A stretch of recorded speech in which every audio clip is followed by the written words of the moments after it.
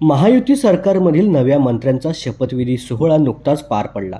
महायुतीच्या तब्बल 39 आमदारांनी मंत्रिपदाची शपथ घेतली। यामध्ये भाजपकडून मेघना साकोरे बोर्डीकर यांनी देखील मंत्रिपदाची शपथ घेतली। पहिल्यांदाच मंत्रिपदाची शपथ घेतल्यावरती मेघना साकोरे बोर्डीकर यांच्या कार्यकर्त्यांमध्ये उत्साहाचं वातावरण पाहायला मिळालं।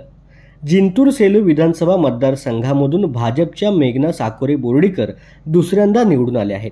शरद पवार गटाचे माजी आमदार विजय भांगळे यांचं कडवं आव्हान उभं असताना देखील जिंतूर सेलू विधानसभा मतदारसंघामधून मेघना साकोरे बोर्डीकर ह्या विजयी झाल्या।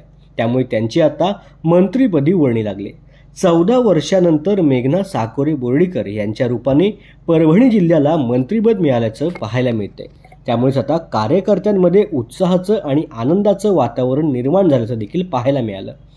मेघना साकोरे बोर्डीकर यांची महाराष्ट्र राज्य मंत्रिमंडळामध्ये राज्यमंत्री म्हणून निवड झाल्याबद्दल तीर्थक्षेत्र केंदूर नगरीमध्ये फटाके वाजवून लाडूचं वाटप करत आनंद उत्सव साजरा केला गेला।